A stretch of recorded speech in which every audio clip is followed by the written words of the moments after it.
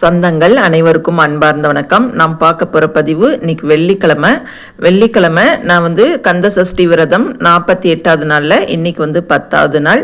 நல்லபடியாக காலையில் 4 மணிக்கே என்னுடைய பூஜை வேலைகள் ஸ்டார்ட் ஆகிடுச்சு. 4 மணிக்கு எழுந்து குளிச்சுட்டு அதுக்கப்புறம் மஞ்சள் தண்ணி தெளித்து வாசலில் கோலம் போட்டு முருகருக்கு இன்றைக்கி குண்டு மல்லிப்பூ அது போல் வாடை மல்லிப்பூன்னு சொல்லுவாங்க. அந்த பூ செடியில் பூத்திருந்தது. அது இன்றைக்கி வச்சு முருகருக்கு நல்லபடியாக பிரம்மமுகூர்த்த நேரத்தில் நெய் தீபம் ஏற்றி இன்றைக்கி என்னுடைய விரத நாள் ஸ்டார்ட் பண்ணிட்டேன்.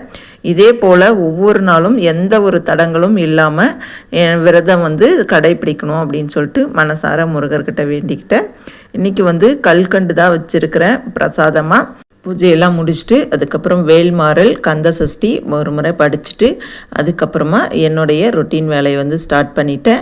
இந்த கந்த சஷ்டியும் வேல்மாறலும் படிக்கிறது மனசுக்கு ரொம்பவே நிறைவாக இருக்குது.